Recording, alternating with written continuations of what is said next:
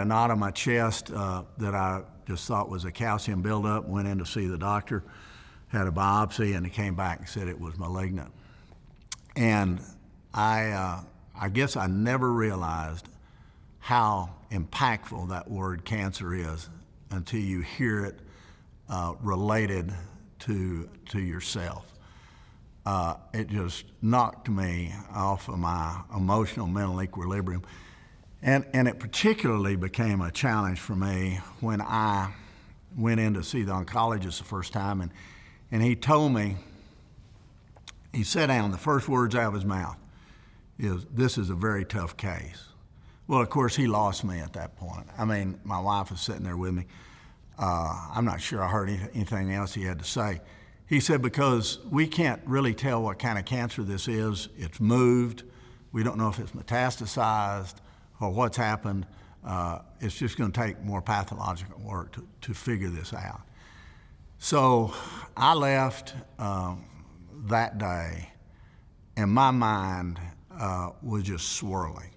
My emotional makeup was, as I would expect most people, was vulnerable enough that I was just trying to swallow that pill, to take that punch, figure out what. That's when, really, the Red Sea Rule, which I had come in contact with in this intervening period of time, really was a lifesaver for me, because I could pick that up. And I needed a mental and emotional checklist. I needed something that I could pick up and get my mind on track, to read and absorb the words I already knew to be true, but that were so well presented in the Red Sea Rules. And fortunately, one of those chapters was taking the next logical step. Butch's story reminds us that many times we're just paralyzed and unable to do anything because we're overwhelmed by the immensity of our situation. But there is always something we can do. We can take small steps. We can always do the next logical things. We can make progress in small increments. When we can't figure out the distant horizon, we can often see the next bend in the road. And from God's perspective, that's enough. And this leads us to Red Sea Rule number 6. When unsure, just take the next logical step by faith. On the despairing shores of the Red Sea, the Israelites couldn't see into the distance very far. They had no binoculars that could view Canaan land or even the opposite shore. But the Lord gave them a simple plan. Tell the children of Israel to go forward. That's the next verse we're coming to in Exodus 14. It's verse number 15. The Lord said to Moses, "Why do you cry out to me? Tell the Israelites to go forward." There was an old Bible commentator named C.H. Mackintosh who had an interesting view of this. He believed that the Red Sea did not divide throughout all at once, but it opened progressively as Israel moved forward, so that they needed to trust God for each fresh step. Mackintosh wrote, "God never gives guidance for 2 steps at a time. I must take 1 step, and then I get light for the next. This keeps the heart in abiding dependence upon God." Well, the Lord does things for us and with us day by day. In fact, the Bible has a lot to say about what happens every day. Let me give you 3 of the Bible's dailies. First, God assigns us our daily work. In my book, Mastering Life Before It's Too Late, I write extensively about this, pointing out that our Father's business may consume our lifetimes, but we just can't think of it in lifelong terms. Having made an abiding decision to commit ourselves to the Lordship of Christ and to the will of God, we must then reduce it to bite-sized realities which we call days. With the trajectory of our lives aligned Godward, we can faithfully implement an attitude of obedience on a daily basis. That means that when we wake up every morning, we can say, "This is the day the Lord has made. Today I must be about my Father's business." We can offer the prayer that Paul uttered in Acts 22 and verse 10, Lord, what do you want me to do today? We can say, as the old soldier did every morning during his crack of dawn devotions, your assignment today, Lord. The unfolding day then no longer belongs to us. We become servants and stewards of the minutes and the moments God has ordained for us. Elizabeth Fry is remembered as the angel of prisons because of her incessant efforts at prison reform in 19th century England. She was the driving force behind laws making prisons more humane, and today her likeness adorns the Bank of England's £5 notes. Behind her reformer's zeal was an abiding desire to wake up every morning to serve the Lord. Before she passed away at the age of 65, she affirmed that she had never awakened from sleep, whether in sickness or in health, without her first waking thought being, how best may I serve my Lord today? When we begin a day in a similar way, we can close the day more fittingly. At the end of the evening, our work behind us, we can tuck ourselves into bed with the terminal words of Christ echoing in our evening prayers. It is finished for today. I have brought you glory this day by completing the work you assigned as best I could. Now, our to-do list may be longer at the end of the day than at the beginning, and we may feel that we have left much undone. But if we have committed the day to the Lord, doing our best to accomplish His will during the intervening hours, we can leave both the done and the undone in His hands and fall asleep with a sense of completion and contentment. Many of us toil away at tasks that are seldom noticed by others. We're not always doing great things. But Colossians 3:23 says that whatever we do, we should do it with all of our hearts as working for the Lord and not for men. Whatever we do, however small, even the smallest steps or the tiny task that we do, those are great in God's sight. The smallest duty, if Christ assigns it and we accomplish it, however obscure it may be, is greater in God's eyes than the building of the pyramids or the acquiring of a vast domain. As we undertake each day's work for Jesus, we can lay our heads on our pillows night after night, knowing that we've been about our Father's business, and the next morning we arise to a new God-planned day, and we find joy in the journey. Every day is a divine adventure. When we consistently adopt this step-by-step and day-by-day plan as a sustained pattern in our lives, then the days will fold into the weeks, and the weeks into years, and the years into the decades, and that's what we call faithfulness. Faithfulness is not defined by a solitary act, nor achieved in a single day. It is a long obedience in the same direction, as the writer Eugene Peterson once put it. But if we string together our days of faithfulness like small jewels on a golden chain, we'll arrive at the end of our earthly span to present the treasure to the Lord and exchange it for a crown.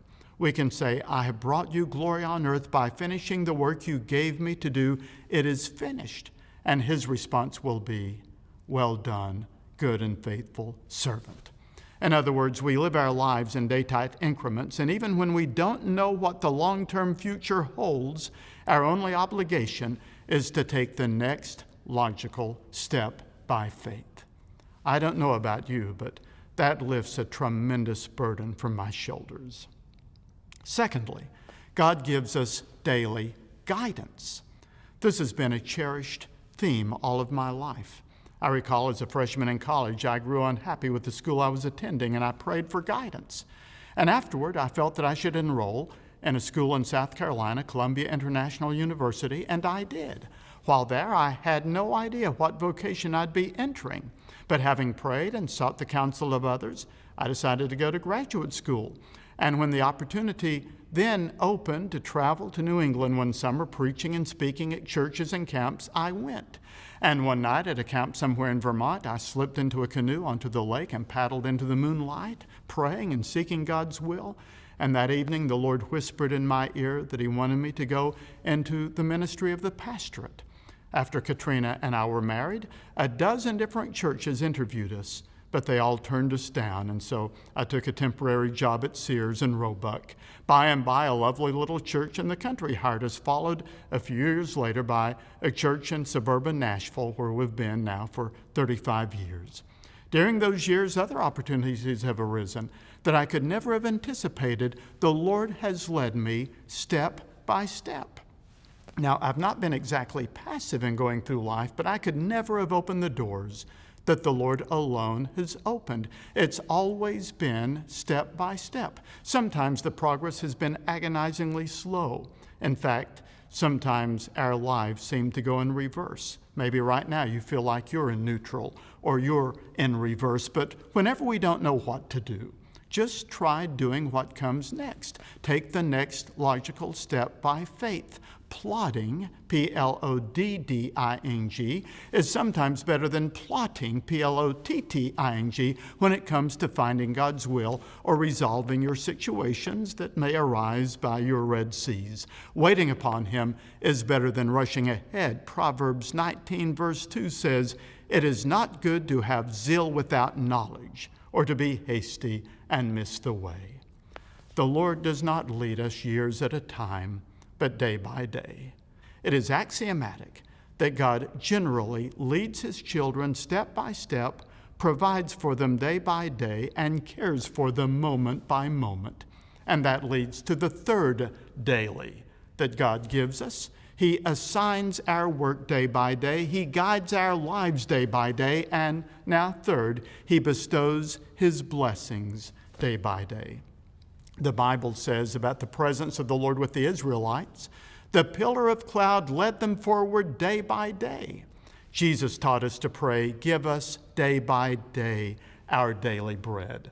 And of course, if our daily bread, then our daily opportunities, our daily strength. The Apostle Paul said, "Therefore we do not lose heart, though outwardly we are perishing, yet inwardly we are being renewed day by day." The promise in Deuteronomy 33:25 is that we will have sufficient God-given strength for all of our God-assigned tasks throughout each of our God-appointed days.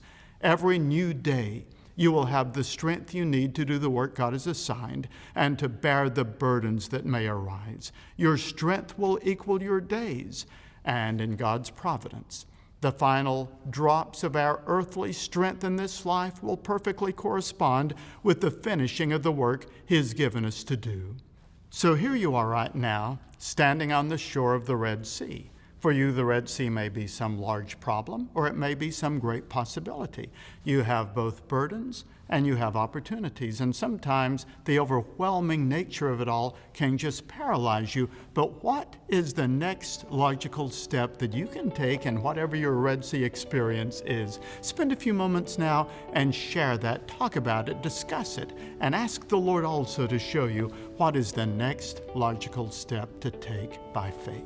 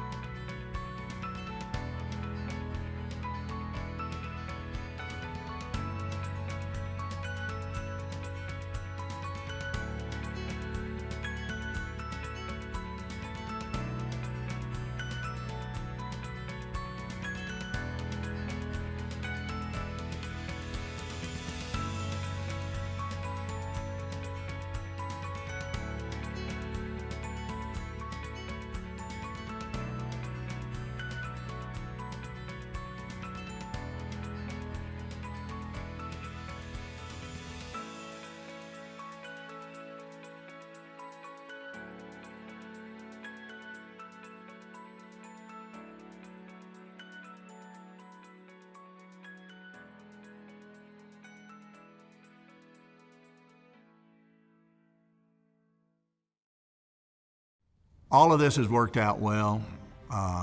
I've been blessed immeasurably by that experience. Coming to know that the scriptural truths are real. And one of the most important truths for me was the reality that God gives a peace that passes all understanding. And that doesn't mean, in my mind, a peace that makes you just blasé about the situation, unconcerned about where you are, but the reality that the way you would normally react emotionally to a situation is different than the way you're reacting. And it's because of this peace that God has given you. And when there's nothing you can do for anybody, but tell them you'll pray for them, if you've got this additional little bonus book to hand them, and you hear later how it strengthened their lives, how it fortified what they were going through, you just know that what you've been through is not only God's plan, but He is blessed me in a special way. Some time ago, I went through a little spell of insomnia, and after a series of sleepless nights, I sat down to figure out what was bothering me. I jotted down 4 problems and realized that I had just been paralyzed by procrastination. None of my dilemmas had simple solutions, and so I kept putting off dealing with them. After writing them down, I asked a simple question about each one. What little step can I take right now towards addressing this? One required a phone call. Another, I had to make a tentative decision. A third problem needed a conversation. And the fourth was a matter of sitting down with my calendar. I was not able to tackle the whole batch of every problem at once, but I got off dead center by figuring out the next little step regarding each issue. We're never sure what will happen a year from now, but the next step is often more or less obvious if we just sit down and think about it. So, in facing any vexing problem, make up your mind to prayerfully take the next logical step by faith. Dale Carnegie began his famous book, How to Stop Worrying and Start Living, which was published in 1944, by describing a medical student who was profoundly anxious about the future. Graduating from school, establishing a practice, making a living, he was working himself into a nervous breakdown. And then one spring day in 1871, he read 21 words from the writings of Thomas Carlyle, and those words changed his thinking. This young man later became the most famous physician of his era. He organized the Johns Hopkins School of Medicine and became Regius Professor of Medicine at Oxford. He was knighted by the King of England, and he became the subject of numerous biographies. His name was Sir William Osler, and these are the words he read. Our main business is not to see what lies dimly at a distance, but to do what lies clearly at hand. Jesus taught us something similar in the Sermon on the Mount. He said, do not be anxious about tomorrow. God will take care of tomorrow with all of its problems. Live one day at a time. There's a lovely verse in Genesis 24 spoken by Abraham's servant Eleazar while he was on a mission to Mesopotamia to find a bride for Isaac. After arriving there, he met Rebekah and explained to her family his mission. In Genesis 24, verse 27, we have this telling phrase, and I, being in the way, the Lord led me. When you don't know what to do next, cast out fear and seek light for the next step. Trust God for guidance in small increments, and if you cannot see what lies dimly in the distance, well, just do what lies clearly at hand. I recently read the gripping account of a woman whose husband had been murdered. When the news hit her, she nearly collapsed, but excusing herself long enough to sit down and collect her thoughts, she offered the Lord a simple prayer. She said, I ask Him to help me to know what to do next and to be calm enough to do it. Sometimes that's the best we can do, but that's enough. The Lord will take it from there. In 1 Samuel chapter 9, Saul went looking for his father's lost donkeys. never dreaming that the entire trip had been orchestrated by the Lord to lead this teenager to the prophet Samuel. When at last the two met, Samuel anointed Saul the king over Israel and told him something to this effect. Now, when you leave here, this is what is going to happen. And then this is going to happen. And then something else is going to happen. And things will unfold for you like signs, step by step. And so as we continue reading the story in verse 7, it says this, "And let it be when these signs come to you, that you do as the occasion demands, for God is with you." Or as another translation puts it, "From that time on, your decisions should be based on whatever seems best under the circumstances, for the Lord will guide you." This was, in essence, the same plan that God employed for the Israelites by the Red Sea.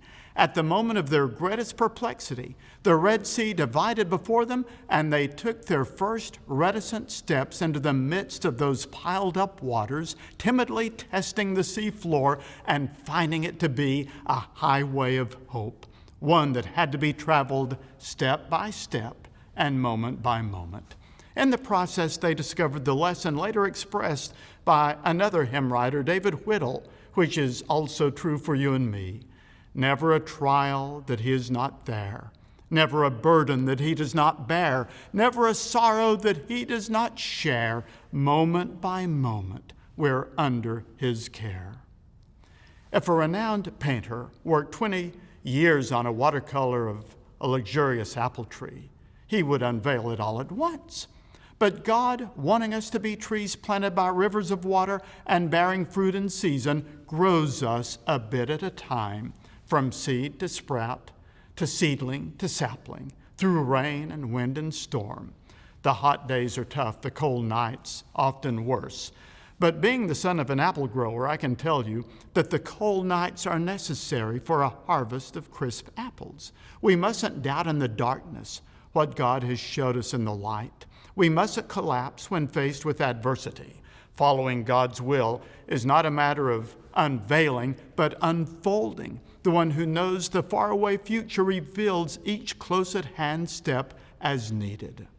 The writer A.T. Pierson, who wrote so many rich things a generation ago, said, "To go as I am led, to go when I am led, to go where I am led." That has been for 20 years the one prayer of my life. So take things moment by moment. And when you don't know what to do, just do what comes next. Trust God to lead you step by step. Jeremiah 33:3 says, "Call upon me, and I will show you great and mighty things which you do not know." Let me end by telling you a story about that very verse, a story that I'll always remember. Several years ago, I traveled to Vietnam, and I was in the city of Saigon, Ho Chi Minh City, and there I had the opportunity of meeting in a hotel with church leaders. And I was sitting across the table from one very old gentleman. He couldn't speak very good English. I didn't know Vietnamese. We had a translator, but it was a little difficult to understand one another. But I found out that he had been imprisoned by the communists for many years because of his faith in Christ. He had been a pastor. And I asked him, "Tell me, what was it that sustained you during those long years when you were in prison and when it must have been so bleak and you must have felt so hopeless?" He said, "There were 2 333s that got me through those days." Well, we were speaking roughly through a translator, and I thought I'd misunderstood. So I said, "Tell me that again." He said, "There were 2 333s. I said, "I don't understand." He said, "Well, the first 333 was Jeremiah 33:3. Call upon me, and I will show you great and mighty things that you do not know." And he said, "I called upon the Lord, and I asked him if it was His will to release me from prison, to let me be back among my own people, to let me go back to my family, to let me re-enter my life's work as a pastor." And he said, "I trusted the Lord to answer my prayer, to listen to me, and to do great and mighty things. But," he said, "I also knew that it might not be the Lord's will to release me from prison, that He might have another way of answering my prayer that he might want me to perish in prison as a martyr for his sake. And so he said I had another 333 that encouraged me. I said, well, what was it? He said it was number 333 in the Vietnamese hymnal. I said, well, what was that hymn in the hymn book? He said number 333, but he said, I don't know the title of it in English. Well, I asked the others, do you know what it was? And they began talking among themselves in Vietnamese. I didn't understand what they were saying. And finally they said, we can't think of what the title of it would be in English. And they said, but we will sing it for you.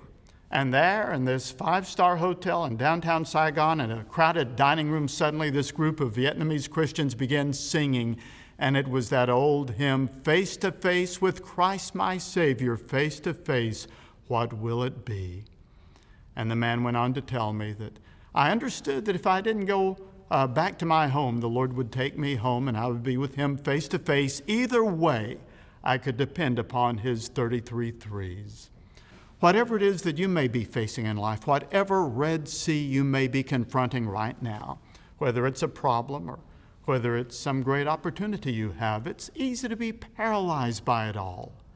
But the Lord has a plan for your life. He unfolds that plan in small increments. The solutions come, the guidance comes, the blessings come in day-by-day segments. And you can be sure of this, that you have a 33:3 in the book of Jeremiah that you can claim.